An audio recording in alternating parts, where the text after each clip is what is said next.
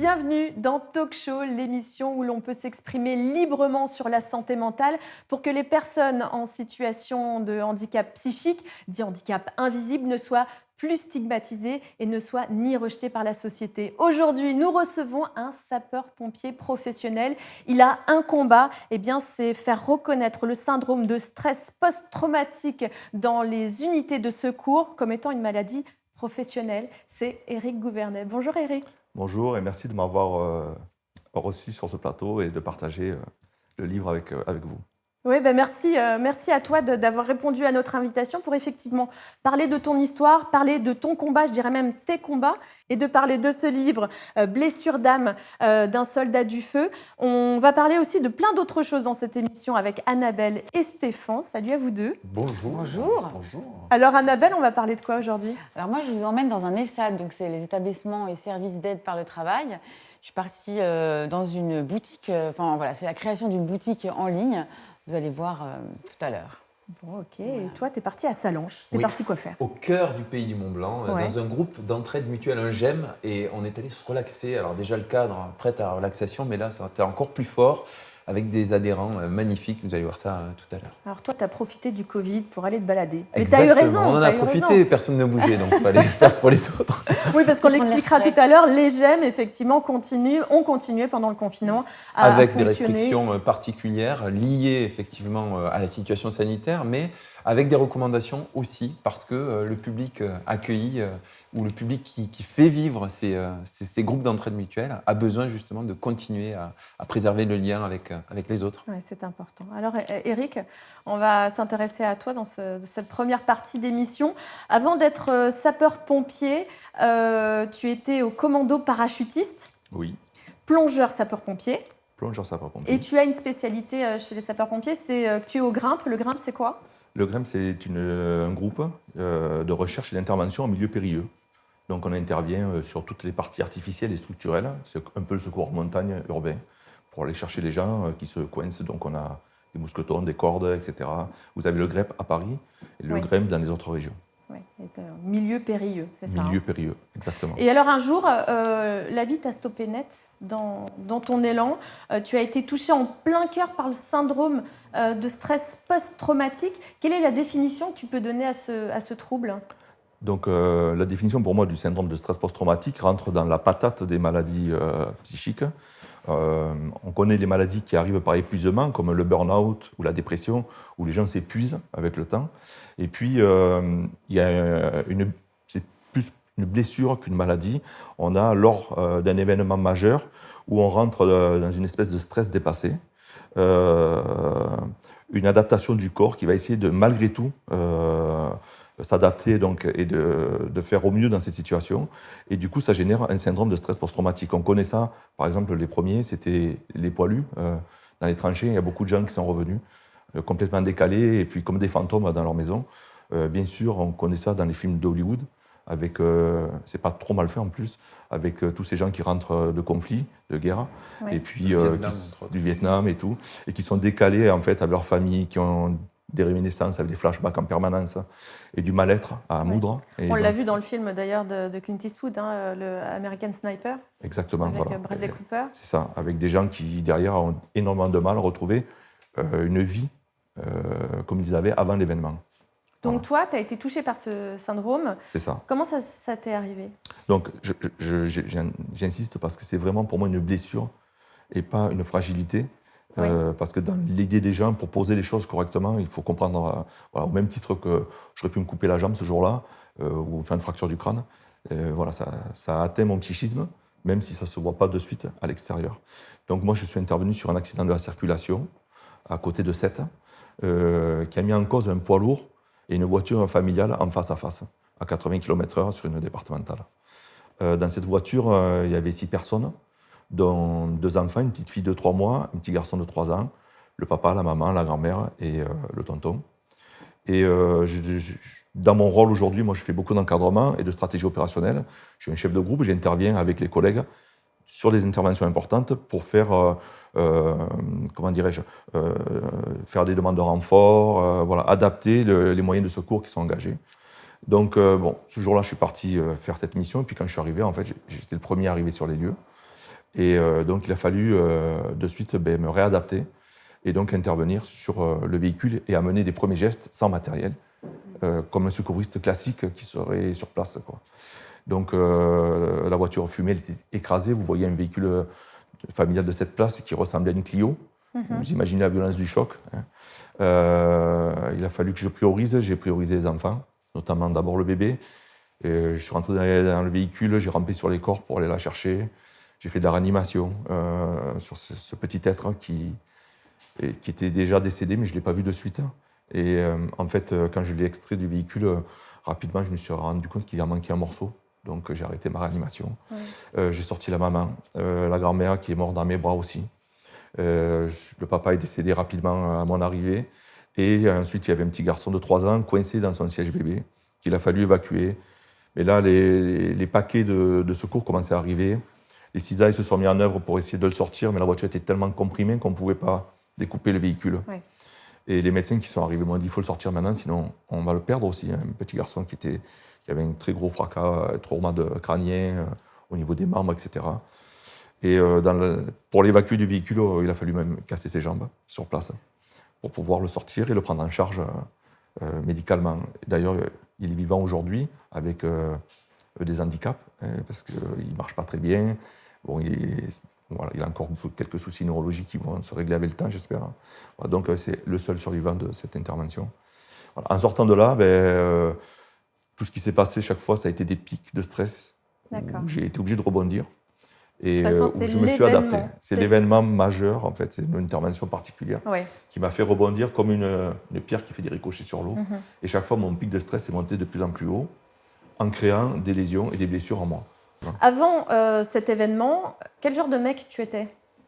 Je pense un pompier professionnel, classique. Le bonhomme, quoi. Engagé, sportif, plein de croyances, parce que c'est vrai que chez les pompiers, on a beaucoup de rigueur, mais aussi beaucoup de croyances, très directif, un peu trop peut-être des fois.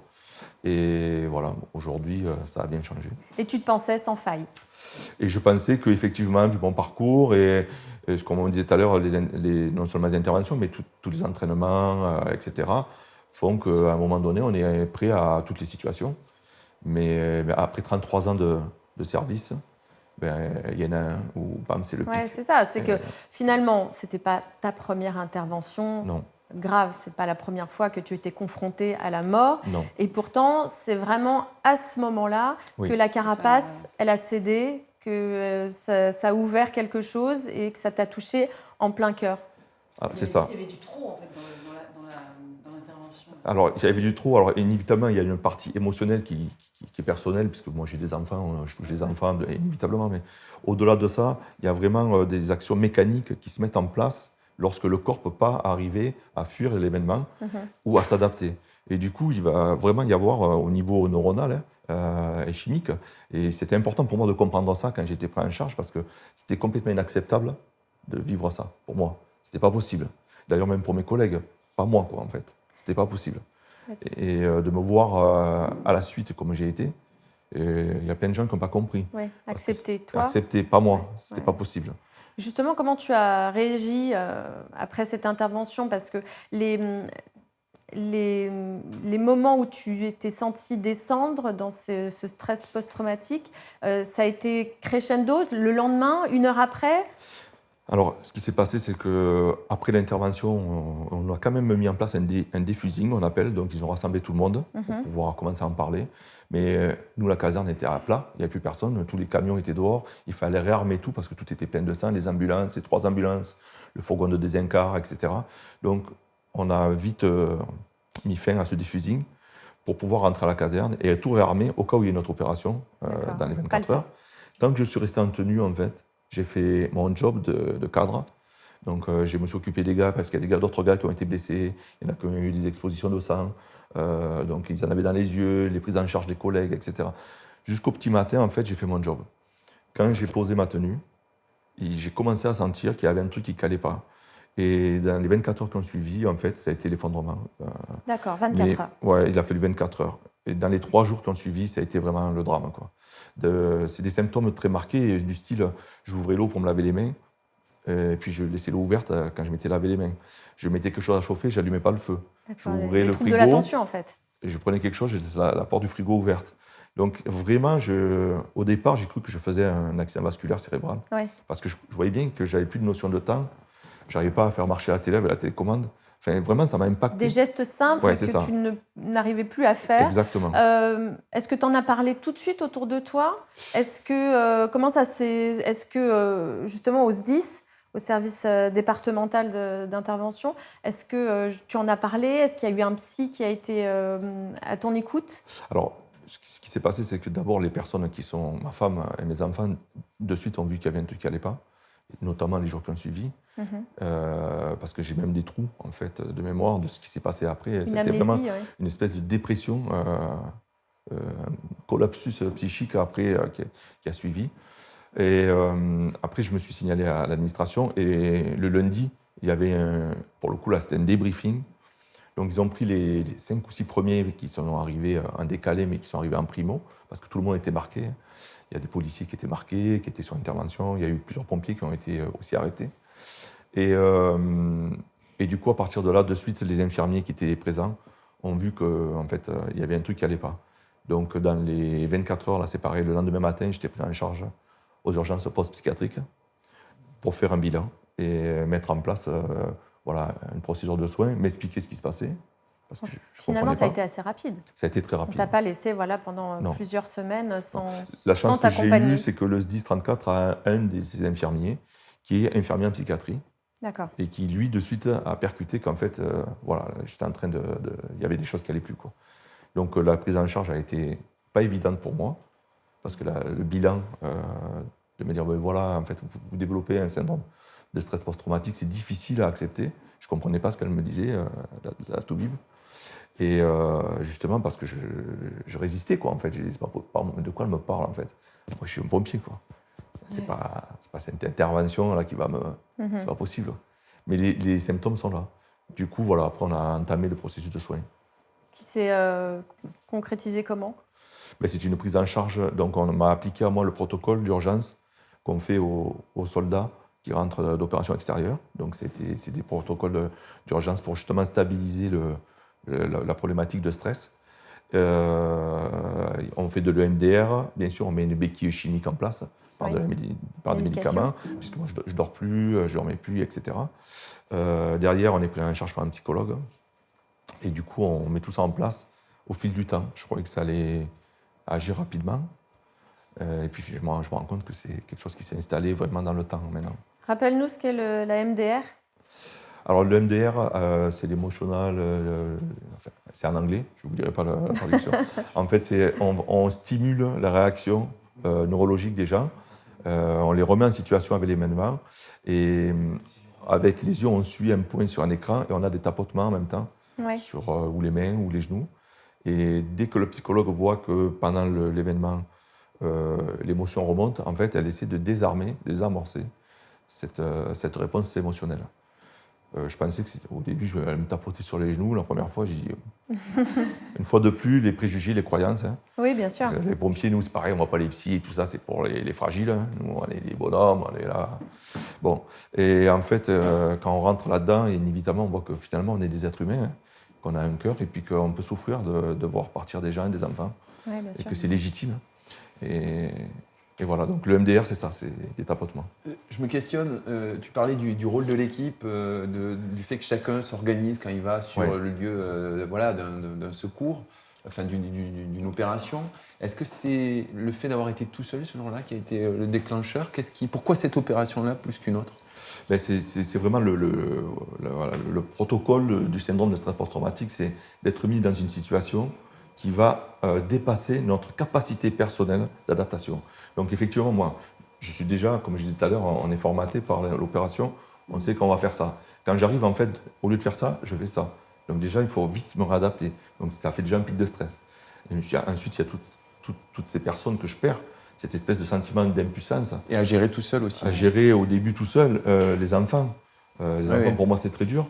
Ça a toujours été, hein, les petits qu'on a fait noyer dans les piscines, les adolescents qui se sont suicidés, enfin voilà, les accidents de voiture avec des petits dedans. Je pense que pour tous les sapeurs-pompiers, c'est quelque chose qui est Les enfants, c'est les enfants, c'est plus une dur. fragilité. En tout cas, ça vient nous chercher plus en nous. C'est pas une histoire de fragilité, c'est du bon sens. Et ce jour-là, c'est l'accumulation des stress, des Exactement. tâches Oui, de tous les événements, successives Exactement. que tu dois assumer tout seul. En fait. C'est ça. Et au fur et à mesure, c'est ce stress qui monte en fait.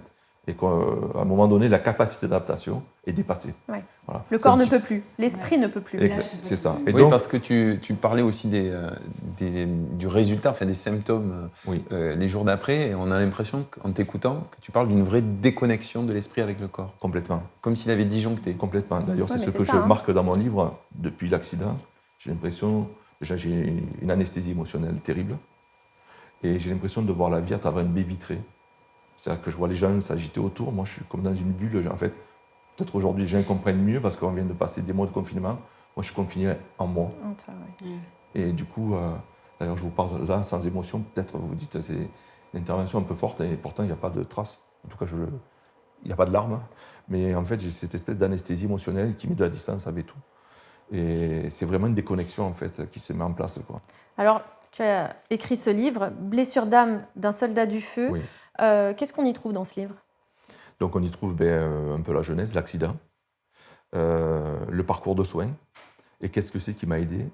Et aujourd'hui un peu l'état des lieux, parce que effectivement chez les sapeurs-pompiers, on voit qu'on peut être dans le civil, touché comme des militaires au feu, parce que c'est les mêmes symptômes en fait, on se retrouve avec, pas les mêmes histoires, mais exactement les mêmes symptômes. Et du coup, parler aux collègues, dire vous ne restez pas seul. Voilà, c'est vraiment de faire un témoignage. Il fallait que je fasse quelque chose, que je transforme cette intervention en quelque chose de positif. C'était important, même si moi, je ne vais peut-être plus être celui que j'étais. Il faut que je fasse passer ce message. Alors, je me suis armé de courage et j'ai pris le bâton de pèlerin parce qu'effectivement, je pourrais, le fait d'en parler tout le temps, je reviens quand même à l'événement. Oui. Mais voilà, je pense que c'est important pour les copains. Il y a trop de gens qui sont partis des pompiers, que ce soit des volontaires ou des professionnels, qui n'ont pas été pris en charge et qui sont seuls chez eux. Ça a impacté leur famille, leur vie de manière générale, dans l'indifférence absolue. Donc il faut que les administrations aujourd'hui, elles prennent ce mal en charge parce que c'est vraiment une blessure. Il faut bien prendre ça en compte. C'est une blessure. Une vraie blessure. Une vraie blessure. Et que les administrations prennent ça en compte, que peut-être on le rentre comme maladie professionnelle. C'est pas gagné parce qu'on sait que le burn-out et tout, c'est pas encore reconnu. Mais voilà, ça fait partie, à mon avis, des maladies professionnelles qu'on peut mettre chez les infirmières qui travaillent aux urgences, chez les policiers, les gendarmes, tous les urgentistes, les pompiers. exactement. Voilà, c'est pas que seulement, c'est une histoire de pompiers, mais voilà, il faut que ça touche tous les gens qui sont confrontés à des situations qui risquent de dépasser leur capacité d'adaptation. Alors, ça fait 4 ans que ça s'est passé. Est-ce que tu as repris l'uniforme? Est-ce que tu as remis l'uniforme? Pas encore. Là, on est en cours d'évaluation pour voir si je peux reprendre, justement, et dans quelles conditions je peux reprendre. Tu as envie? Non. Non. D'un côté, oui. Ouais. D'un côté, non. Ça reste une passion quand même, ce métier. Ça reste une passion, mais c'est vrai qu'aujourd'hui, la prise en charge a été sérieuse. Après, on voit qu'au fil du temps, en fait, on est oublié par l'administration. Ouais. Donc, voilà, il a fallu récupérer mes affaires de mon placard, sont parties dans des cartons parce qu'il faut récupérer ma chambre, parce que je ne suis pas là, ce qui est normal, mais dans la façon dont c'est fait. Et puis aujourd'hui, il n'y a pas de contact, en fait. C'est une blessure supplémentaire. Alors, effectivement, je suis toujours dans le statut d'accident de travail, donc ça, c'est quand même super important. Il faut remettre les choses à leur place. Mais c'est vrai que pour la prise en charge psychologique, on voit qu'on a des cellules de psy au départ, puis derrière, après, c'est le... Ça se délite. Oui, c'est Voilà. pas... Ça disparaît petit à petit. Et aujourd'hui, qu'est-ce qu'on va me proposer si je ne peux pas reprendre? Ou si les experts identifient que je ne suis pas en capacité de reprendre? Alors, on va me proposer quoi? Une invalidité à 900 € par mois, me mettre dans un bureau à faire du classement vertical, enfin... Si on te dit le travail, c'est la santé, tu réponds quoi? Le travail, c'est la santé. On passe 50% ou 60% de son temps de vie à travailler.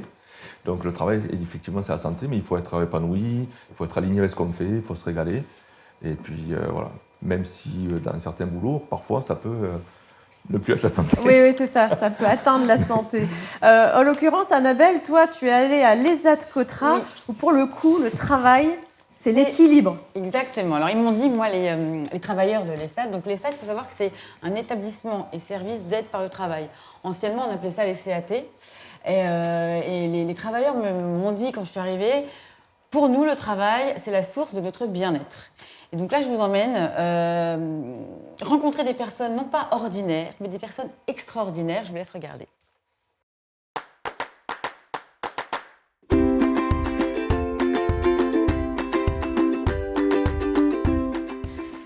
Stéphane, alors déjà, on est où ici?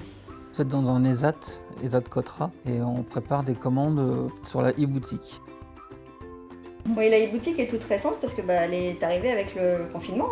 On était en conciergerie, malheureusement les conciergeries d'entreprise pour le moment, donc on a essayé de se recycler et donc on s'est dit la conciergerie c'était une sorte de boutique, c'était un peu dans le même idée. Donc,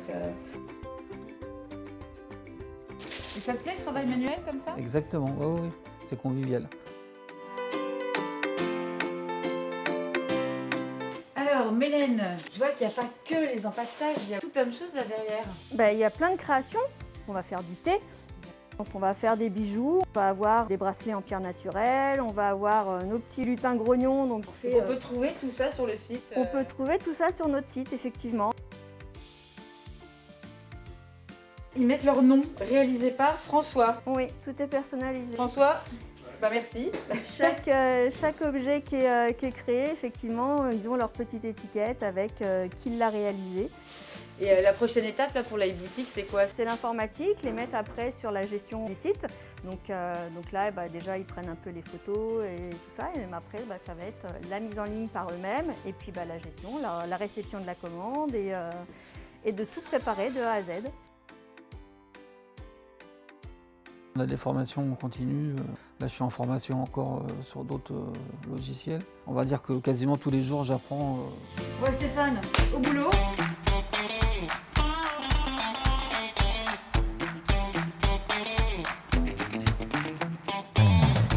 Donc là, on a les boîtes. Maintenant, qu'est-ce qu'on en fait? On les empile, j'imagine. Oui, et on les passe à mon collègue. Bonjour collègue. François.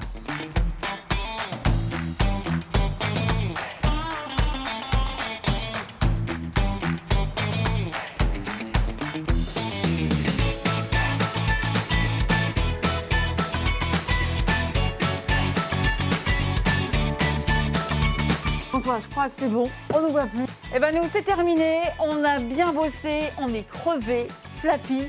Ciao, bye bye. Et voilà. C'est chouette. Se réinventer pour les SAT, ils ont tout compris, parce que c'est vrai qu'avec la période sanitaire qu'on a tous rencontrée, on a dû tous passer par là, se réinventer au travail. On est passé au télétravail, on a fait pas mal de choses. Et à l'ESAT, le souci qu'ils avaient, c'est que les travailleurs, il y a beaucoup de travailleurs qui sont en entreprise extérieure. Donc il fallait bien continuer à les faire travailler. Oui, parce qu'il y a des entreprises qui ont fermé les portes. oui. Donc pour continuer l'activité, parce qu'il fallait continuer à les suivre quand même, ces travailleurs, ils ont une idée de génie, c'est de créer une e-boutique. Donc e-boutique, c'est e comme électronique, donc c'est une boutique en ligne, donc sur Internet. 3 raisons. Garder de l'activité pour les travailleurs, faire vivre les SAT, parce qu'il faut ramener des sous, et aussi consommer différemment, parce que c'est des produits locaux, c'est des produits faits par les SAT, parce qu'il faut savoir que tout ce qui est à l'iBoutique, c'est fait par tous les SAT, c'est-à-dire que, par exemple, vous avez vu les petits sachets de romarin, c'est fait par l'atelier jardinage, séché, après ça a été mis c'est d'autres travailleurs sur une autre activité. Par exemple, l'atelier reprographie a fait toutes les petites étiquettes. Après, l'emballage, ils ont pesé le romarin, mis dedans, fermé. Enfin, tout ça, ça a fait travailler en fait plein d'autres travailleurs. Plein Ils sont d'autres 150, il me semble, à l'ESAT Cotra. 150. Oui, toi, tu connais, parce que tu as déjà été là-bas. Et on sent vraiment, et c'est ça qui me touche aujourd'hui, parce qu'on dit qu'au travail, il faut être bien, parce que c'est vrai que c'est la base. Quand on est bien à son travail, on est bien avec soi-même, et quand on est bien avec soi-même, on est bien avec les autres. Ça, c'est normal. Bref. Et là-bas, c'est une vraie famille. Non, mais c'est une vraie famille. Et Stéphane et François, les 2 personnes qu'on a vues, il faut savoir qu'il y en avait beaucoup autour, mais c'est qu'avec les 1 mètre de distance, les masques et tout ça, il y en a qui ne voulaient pas être filmés, il y en a qui... il n'y en avait que 2, mais il y en avait pas mal. Et ce que Stéphane et François disaient, c'est qu'ils disaient, on arrive, on est en famille, on est bien, on a envie d'y aller. C'est-à-dire que le matin, il se lève et il bouge et il a envie d'y aller. Et ce que j'ai envie de dire, c'est que le travail, c'est ça, normalement. C'est qu'on doit se lever le matin et être content d'y aller. C'est le bien-être. Donc la e-boutique, pour revenir à ça, c'est donc un concept très intelligent parce que ça aussi continue, ça crée des initiatives au sein de l'ESAT, ça crée des relations sociales parce qu'il y a des gens qui vont commander à la e-boutique et qui vont venir chercher leur paquet. Voilà. Et aussi, ça crée des formations, parce qu'il faut savoir que Stéphane et François continuent à être formés au quotidien. Donc là, la e-boutique, ça va permettre de se former en informatique pour gérer le site. Ça va permettre aussi...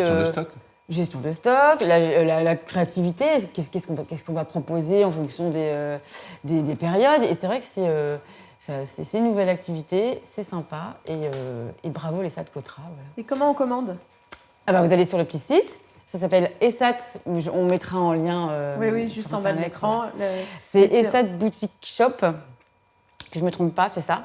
Et en fait, vous mettez ESAT Cotra Boutique, et Google, direct. N'importe Et ça quel défile, moteur de voilà. recherche trouve la e-boutique de l'ESAT Cotra pour pouvoir commander le petit sachet de romarin. Et puis il y avait d'autres produits. C'était quoi les autres produits ? Alors, en fait, il y a plein de trucs. Là, ce qu'on a vu, c'est des boîtes qui étaient commandées par une entreprise. Il y avait marqué « Je t'aime maman », c'était pas pour la fête des mères ? mères ? Oui, alors là, oui, il y avait des petits porte-clés aussi. C'était des petits porte-clés pour la fête des mères. Je vous dis, en fonction pour le 1er mai, vous aurez des trucs à la base de muguet. Pour Noël, vous aurez des... Ça. Et ce qui est génial, c'est qu'ils se réinventent tout le temps. Il y a des initiatives permanentes. Qu'est-ce que tu en penses, toi, de ce genre d'initiative, que des établissements, justement, prennent en charge des personnes en situation de handicap psychique pour les mettre au travail ? Mais je trouve que c'est très bien parce que c'est vrai qu'il n'y en a pas assez. Malheureusement, il y a beaucoup de gens qui restent isolés. Et avoir des initiatives comme ça, c'est super, quoi. Ça leur permet de s'exprimer, ça peut travailler leur côté artistique. Et puis, très souvent, ils ont un côté artistique très développé et ils arrivent à faire du travail très précis, même s'ils restent beaucoup dans l'émotion, hypersensibles dans d'autres moments de la journée, et ça leur donne la condition de vie, quoi. Non, puis il y a un côté satisfaisant parce qu'ils signent. Alors, à chaque fois qu'ils font une petite création, tout ça, ils signent en dessous. Super. Donc c'est eux qui l'ont fait. Et c'est valorisant. C'est valorisant. Ils se disent, c'est moi qui l'ai fait. Alors, ta vie professionnelle, Eric, elle a basculé vraiment ce 22 mai, c'est ça, je ne me trompe pas, 22 mai 2017. Qu'en est-il de ta vie personnelle ? Est-ce que tout a été chamboulé aussi ? Complètement. Depuis, tout a été chamboulé parce qu'il a fallu prendre en charge se blesser. Derrière, s'habituer au parcours de soins avec quelqu'un qui est en résistance parce que, inévitablement, on veut essayer de revenir à ce qu'on était, à l'état antérieur, et ça, c'est la première erreur. Il ne faut surtout pas faire. Il faut accepter que les choses aient changé et de manière définitive. Voilà. Ça fait tomber aussi beaucoup de croyances, ça fait prendre conscience de beaucoup de choses. On est moins dans cette espèce d'accélération où on est tous pris dans notre milieu professionnel. Et voilà, on va peut-être des fois un peu plus à l'essentiel. On prend conscience de beaucoup de choses, je crois, et inévitablement, ça a changé beaucoup de choses chez nous. Est-ce que c'est un sujet tabou chez les pompiers ? Je pense que ça reste un sujet qui n'est pas beaucoup abordé, effectivement, parce que ça semblerait être de la fragilité, etc. Et donc, chez les pompiers, les soldats du feu, rien que le nom. Ouais, c'est ça. On est des bonhommes, on est durs, on est tatoués. Voilà. Vous voyez avancer au ralenti comme ça, dans les flammes, à chaque fois, c'est une image qu'on vous donne aussi. C'est ça. Donc même entre pompiers, on n'ose pas en parler ? Oui, même entre pompiers, on a du mal à en parler. Alors, ça dépend parce qu'en équipe de garde, on va en parler le soir.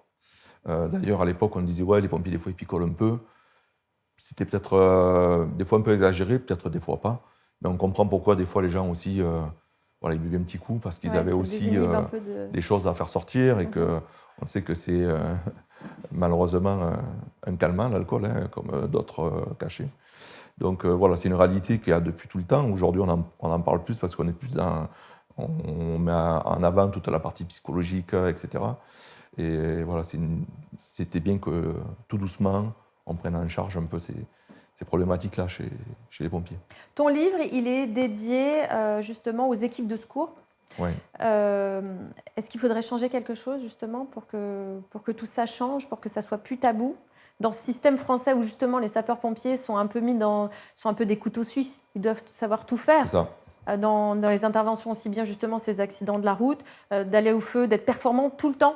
Est-ce qu'il ne faudrait pas essayer de prendre un peu l'exemple sur les Américains qui, eux, chacun a sa spécialité ?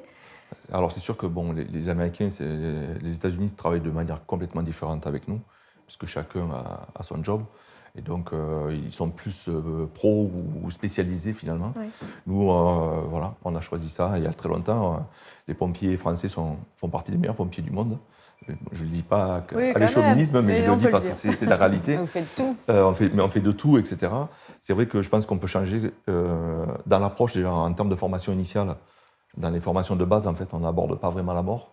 on fait du sauvetage, on fait du secourisme, on apprend à faire plein de choses, mais voilà, on ne parle pas assez de la mort chez les sapeurs-pompiers. En tout cas, ça peut arriver chez les pompiers aussi. On perd des collègues au feu. En feu de forêt, on en perd chaque année, dans des feux d'appart, etc. Donc ça devient rapidement des chocs. Donc c'est pareil, c'est un peu tabou. Et puis, on ne parle pas assez des gens qui peuvent être blessés. Et notamment de la blessure on n'en parle pas assez. Donc ça, c'est vrai qu'il faut le faire en formation initiale. Et puis après, il faut mettre une vraie réponse derrière, parce que c'est un peu comme quand on se vaccine, en fait. On se vaccine en amont pour ne pas attraper de maladie. Et puis le jour où on a une maladie ou qu'elle se développe vraiment, malgré tout, de manière importante, il faut avoir une réponse adaptée pour pouvoir prendre en charge les gens sur le long terme. Et ça, je pense que c'est les deux axes de travail qu'il va falloir mettre en place sur du long terme chez les sapeurs-pompiers de manière générale. Il y a une photo de toi qui est souvent diffusée dans la presse, c'est celle qu'on voit ici derrière ce livre. Ouais. Aujourd'hui, comment tu la regardes, cette photo ? Est-ce que tu l'aimes, cette photo ? Est-ce que tu aimes te voir en uniforme ? Déjà, la photo, on ne voit pas bien, mais le casque en bas, il est cassé. Donc, elle a un dit long. C'est moi, c'est ma vie. Je peux pas... Je suis sapeur-pompier, voilà, c'est ce que j'ai choisi. Et ce qui est intéressant dans cette photo, tu me dis si je me trompe, c'est que c'est la tenue de feu ? C'est la tenue de feu, oui. Ouais, Parce que c'est symbolique. Hein. Chez les pompiers, c'est vrai, les pompiers, c'est le feu. Bien sûr, on fait beaucoup d'interventions en secours à personne, mais les pompiers, c'est le feu. Oui, parce que là, tu n'as pas choisi une photo de toi avec une tenue de cérémonie ou une tenue de tous les jours des sapeurs-pompiers sur les interventions hors feu. Ouais. Cette tenue de feu, finalement, c'est pour t'empêcher de te brûler. Et c'est un peu ça, le stress post-traumatique, c'est on se brûle à ce moment-là ? C'est un peu ça. On est brûlé par ce job, doucement. Mais la tenue de feu, c'est aussi un hommage à tous les collègues qui sont morts au feu. Ouais. Et en même temps, dans cet hommage, je pense qu'aujourd'hui, il faut qu'on prenne en compte, parce qu'on parle beaucoup des morts au feu, et c'est très important d'avoir ce devoir de mémoire, mais il faut penser aussi à tous les blessés, à tous les gens qui sont victimes de leur devoir, et de ne pas les oublier. Parce que du coup, les morts au feu, on en parle une fois par an en lisant leur nom sur une stèle, ouais. Mais tous les autres qui ont été cassés par ce job, brûlés, on n'en parle plus. Donc, tu parles des brûlures psychiques ? Psychiques, physiques, tous les blessés, on les oublie, quoi.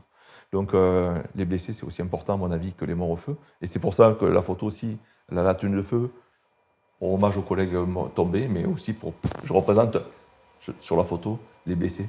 Elle est belle cette photo, vous êtes beau. C'est vrai, vous êtes beau. Ça y est, elle craque, Annabelle. Non, tenons-nous. Mais enfin, Ils sont je la trouve très belle. Non, mais il a un regard. Oui, elle est forte. Elle est forte. Le regard est très... Et à la fois un peu dans le vague et à la fois il est profond ce regard. Alors c'est marrant, pour la petite anecdote, pour le collègue photographe qui d'ailleurs fait que des photos pompiers, c'est un pro, qui est venu faire la couverture. On fait des photos avant, je m'habille, et on fait des photos pendant et après. Et si je vous avais montré les photos juste avant, en fait, le fait de me rhabiller, mon visage est très marqué. Oui. Et je suis de nouveau on sent la douleur dans l'intervention, alors que je l'ai fait quand le livre est sorti. Et juste avant est arrivé, en fait, j'ai mon visage, je ne sais pas comment il est là, mais voilà. Et ça va, là, il est tout bien, là. Ouais, dès que je me rhabille, en fait, c'est sympa. Et dès que je me rhabille, en fait, il y a la charge qui est charge là. émotionnelle c'est assez marqué qui est sur lourde, la photo. qui est lourde à porter. C'est compliqué. Comment tu te soignes ? Comment je me soigne ? J'ai fait tous les parcours de soins. Aujourd'hui, il y a encore des symptômes qui sont très marqués. Donc j'ai des problèmes de concentration, des problèmes de sommeil, je dors très peu. Sans médication. J'ai un problème cardiaque, c'est-à-dire que le cœur est resté très haut en pulsation. Je suis à 110, 115 par minute. Donc je suis sous bêta-bloquant pour descendre mon rythme cardiaque. Mais ça, c'est une conséquence du syndrome de stress post-traumatique. Après, j'ai encore des flashbacks. Parfois, je m'essuie souvent la bouche parce que il ne faut pas que je le fasse, en fait. Parce que si je commence dans la voiture, le choc avait été tellement violent qu'il y avait de la poussière, de verre partout. Et quand j'ai fait du bouche à bouche dans la voiture, j'avais de la poussière de verre et plusieurs fois je me suis essuyé. Et du coup, quand je commence, c'est que j'ai l'impression que j'ai encore de la poussière de verre. D'accord. C'est des gestes qui deviennent presque des tocs et je n'arrête pas de m'essuyer. Donc il y a tout un tas de petits trucs comme ça qui sont... Voilà. J'ai une relation au monde qui est compliquée, je ne supporte plus l'injustice. Quand il y a trop de monde, ça me sature. Donc il y a vraiment des changements vraiment marqués, quoi. Et la relaxation, tu en fais du yoga, de la sophrologie, des choses comme ça ? Alors la relaxation, ce n'est pas de la relaxation que j'ai fait, c'est de la méditation. Parce que dans le parcours de soins, on m'a fait faire un programme de réduction de stress, MBSR ça s'appelle, et j'ai découvert la méditation de pleine conscience. Et du coup, ça, j'en fais tous les jours, presque 1 heure par jour.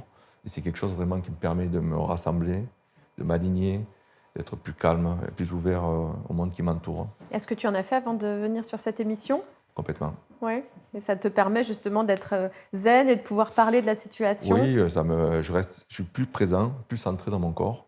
En fait, je l'exprime comme ça, mais c'est un peu ça, être plus présent à vous et plus présent à moi. Et Stéphane est allé faire une petite séance de relaxation à Sallanches. Oui, dans un GEM qui s'appelle le lien qui nous fait du bien.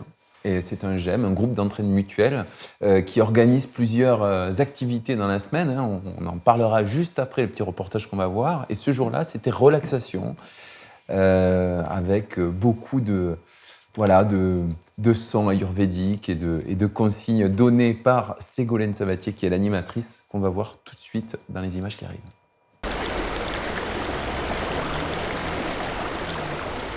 Libérer ses ressources mentales et psychiques, retrouver un état de bien-être, de sérénité, de détente corporelle, c'est ce que propose la relaxation.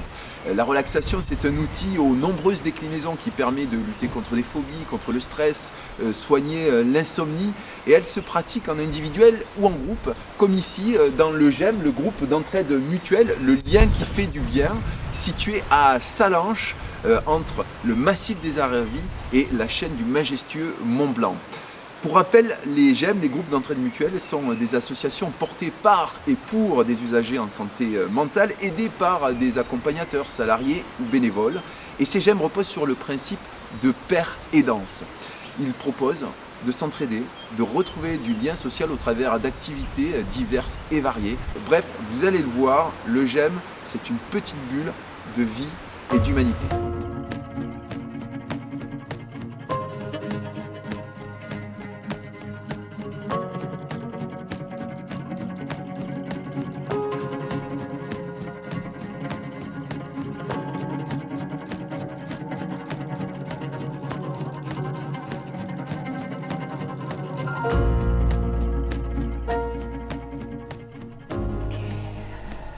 Les yeux ouverts ou les yeux fermés, on va commencer par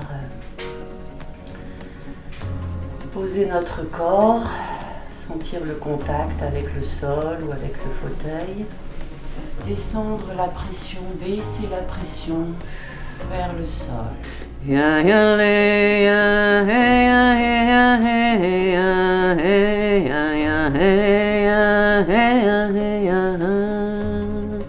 Laissez rentrer ce qui doit rentrer et laissez sortir ce qui vous fait du bien de laisser aller. Prenez le temps de vous concentrer sur votre périnée. Ce hamac dans le bassin, en bas.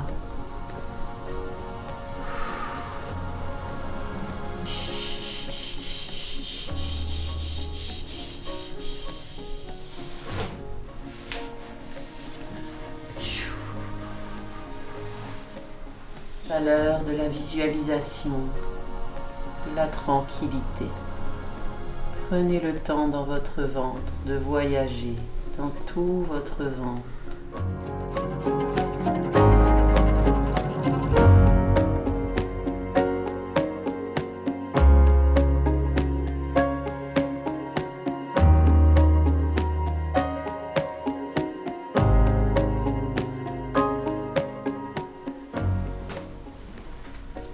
On se dépose dans notre corps, dans la conscience de tous les étages de la respiration. On prend le temps dans les pieds. Assis ou allongé, prenez le temps. Le moment de s'autoriser à dire des choses qu'on a envie qu'ils soient entendables ou entendues ou perçues plus loin qu'à l'intérieur de nous-mêmes. Ben aujourd'hui, comme d'habitude, la relaxation, ça me déstresse et j'ai besoin de ça. Parce que j'ai tout le temps stressé. Pourtant, je marche, mais bon, ça fait qu'en ce moment, je ne peux plus faire le qigong à cause du Covid. Je suis sociable moi aussi, je me sens bien dans ce GEM. Ça fait 3 ans que je suis là. Je suis de Montpellier. Alors, quand mes parents sont décédés, je me suis rapprochée de ma sœur qui est à Maglan. Je viens au GEM pour être moins seule, pour m'occuper. Voilà, c'est surtout ça. Malheureusement, quand je fais la dépression psychotique, c'est vrai que je fatigue vite, ma dépression me fatigue, je ne peux plus travailler, parce que je suis aussi handicapée mentale légère. Bon, je me sens bien, ça me fait beaucoup de bien au niveau de la respiration. Et c'est quelque chose que je revis chez moi le soir, par exemple, dans mon lit. Du coup, par exemple, là, je constate que j'ai pas mal au ventre. Parce que, voilà, certainement, j'attends effectivement le moment du vendredi. Maintenant, j'ai calé mon vendredi matin, c'est la relaxation. Et je vis un peu comme ça, c'est-à-dire des choses très spontanées, mais des choses où je me dis, tel jour, je fais ça. Et pour moi, c'est bénéfique.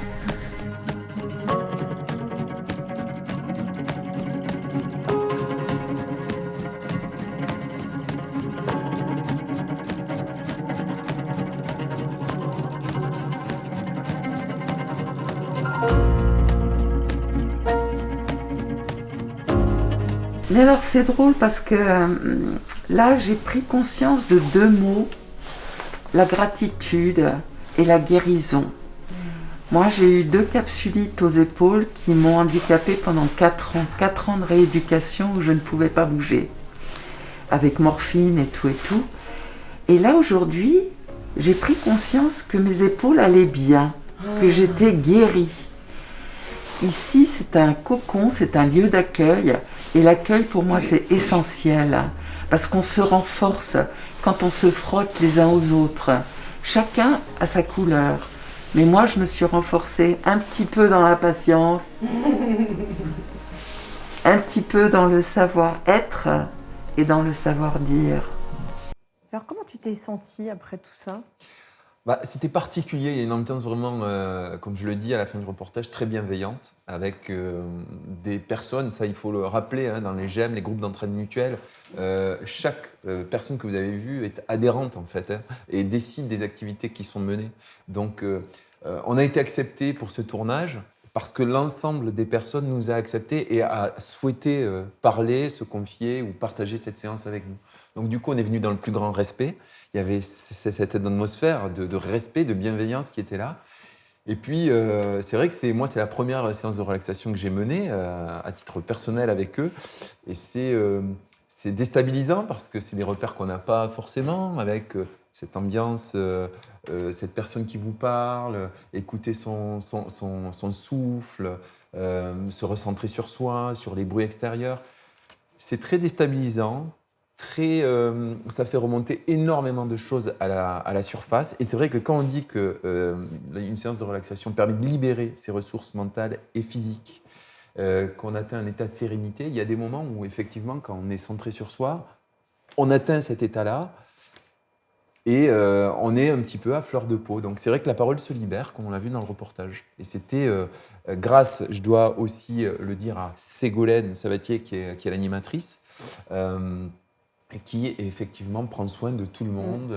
On voit, elle est très tactile d'ailleurs au début. Elle reste les pieds, elle fait gligli comme ça. Exactement. Donc voilà, moi j'ai vécu ça très naturellement. C'est une séance qui a duré quand même 1h30, mais malgré tout qui était forte, pleine. On ne s'est pas ennuyé. Ça t'a fait du bien? Ça m'a fait du bien humainement. Humainement parce qu'on a des personnes de tous les âges, comme vous l'avez vu dans le reportage, et des personnes avec des parcours très différents. Des blessures, comme tu le disais, différentes. Et on s'aperçoit que ce lieu-là, pour eux, c'est un lieu pour retrouver du lien social, de la sérénité, de l'activité, de la reconnaissance. Ils m'ont parlé de leurs autres activités aussi, de ce qu'ils faisaient pour les autres. Certains co-animent des ateliers. C'est un lieu magique. Moi, à titre personnel, j'en suis sorti renforcé. Et quand on sait que les GEM sont un petit peu partout en France et que l'œuvre Fallery en a peut-être juste à côté de chez vous, ça vaut peut-être le coup, pourquoi pas, d'aller y faire un tour, d'aller découvrir ces lieux-là, qui ne sont pas des lieux de soins, mais des lieux de rencontres, Ouais. de partage, de solidarité, de lien social. Et on a vraiment besoin de ça aujourd'hui dans notre vie de tous les jours. Allez, Ségolène a choisi tolérance et bienveillance, un peu les deux. Tu choisirais quoi, toi, Eric? Mais moi, je prendrais bienveillance. Parce que Quelle raison? c'est important aujourd'hui d'être bienveillant avec soi. Parce qu'on est dans une société où on donne tellement, pour la plupart d'entre nous, à nos enfants, à notre épouse, à nos amis, etc. Et on s'oublie très souvent. Donc il faut être bienveillant d'abord avec soi. Et après, on sera encore plus bienveillant avec les autres. Et les GEM, les groupes d'entraide mutuelle, tu connaissais, tu as déjà participé à ce genre de groupe? Au travers du parcours MBSR, donc à l'hôpital, bien sûr. Puis ensuite, j'ai pris des semaines de méditation de pleine conscience où j'ai pu travailler de façon plus profonde la méditation. Et du coup, effectivement, ces prises en charge dans ces lieux particuliers, ça aide à mieux sentir et puis à s'accaparer l'outil pour en faire un outil personnel. On va pouvoir travailler ça de façon plus personnelle et plus profonde. Peut-être précision, c'est que les GEM ne font pas que de la relaxation. Non, on l'a compris, il y a d'autres activités tout le long de la barbecue, semaine. balade, sport, macramé, tout ce qui peut amener de l'utilité, du plaisir, du lien, de la reconstruction personnelle, Exactement. de l'échange. Mais d'ailleurs, on entend, là, il y a un adhérent qui disait c'est un vrai rendez-vous. Elle sait que le vendredi, elle va avoir sa détente et donc elle est plus relâchée au niveau du ventre, c'est ce qu'elle disait. Bon, des chroniques d'Annabelle et de Stéphane que vous pouvez retrouver dans leur intégralité. Là, on vous a mis les versions courtes, mais elles existent dans des versions longues. Donc, il faut que vous alliez sur bdmt.tv pour voir ces très belles chroniques. Eric, tu es venu avec ton fils aujourd'hui. On sait qu'aujourd'hui, que les troubles psychiques, les souffrances psychiques irradient au sein d'un même foyer. De quelle manière sont accompagnés tes enfants? Tu en as 3 pour justement affronter, ne pas souffrir avec toi? Il n'y a pas eu de prise en charge particulière pour eux. C'est plutôt eux qui m'ont accompagné. Donc moi, je les accompagne un peu maintenant. Voilà, c'est à chacun son tour. Mais oui, ils ont vécu ça de manière indirecte. C'était compliqué aussi pour eux, inévitablement, de voir un papa ébranlé, touché. Difficile, du petit au plus grand d'ailleurs, de vivre cette aventure. Bon, je pense que ça les construit aussi. C'est une expérience qu'ils vivent, qui leur permet de prendre une ambiance particulière. Et sinon, il n'y a pas d'accompagnement particulier qui m'a été proposé, en tout cas, pour les miens. Alors, j'ai un petit message à te délivrer. J'ai parlé avec David tout à l'heure en off de l'émission. Quand je lui ai montré la photo de toi en uniforme, lui, il ne l'aime pas. Donc, on sent bien que, tu vois, toute cette histoire, elle le touche profondément. Donc, elle touche son papa, c'est normal. Et j'ai un petit message à te délivrer, c'est que au sein de l'œuvre Falleret, en collaboration avec 4 équipes européennes, eh bien, ils ont créé une plateforme dédiée à ces jeunes, justement, qui ont un proche en souffrance psychique, pour les accompagner, pour les sortir de leur isolement. C'est Jeff Psy.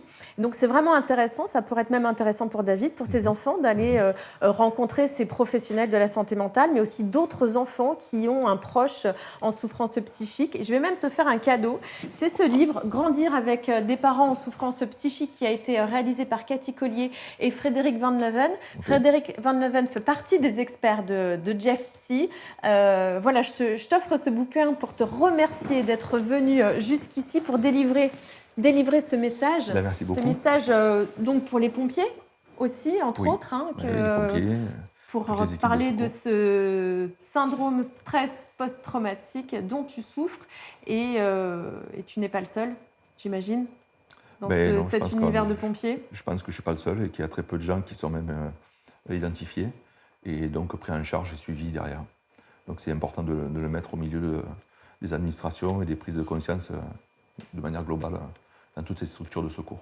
Merci infiniment. On parle juste de ton polo. Je vois un logo, oui. Les 10 000 pas. Les 10 000 pas. Alors, je suis content, je suis un peu l'ambassadeur des 10 000 pas. Les 10 pour dyspraxie, enfin tous les enfants qui ont des 10.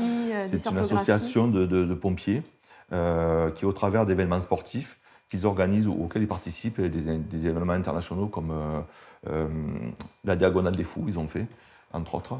Avec des sponsors qui sponsorisent leurs actions sportives. Derrière, ils récoltent ces fonds et ils donnent cet argent pour des enfants handicapés qui ont besoin de matériel spécifique, que ce soit des fauteuils que les familles ne peuvent pas payer, des salles pédagogiques dans les hôpitaux, dans les services pédiatriques, qui ne peuvent pas financer non plus. Voilà, donc c'est des pompiers qui, en plus de leur travail, au travers de passions sportives et communes, financent tout un tas de situations compliquées. Et du coup, je les remercie et je suis content de porter leurs couleurs et puis de pouvoir en parler un petit peu d'eux parce qu'ils font des choses extraordinaires. Bon, Eric, c'est un mec bien, hein. C'est un mec bien. Merci Annabelle, merci Stéphane. Merci. Je vous rappelle, Blessure d'âme d'un soldat du feu, c'est Éric Gouvernet qui a rédigé ce livre pour vous si vous vous sentez concerné. Comment on rentre en contact avec toi, Éric ?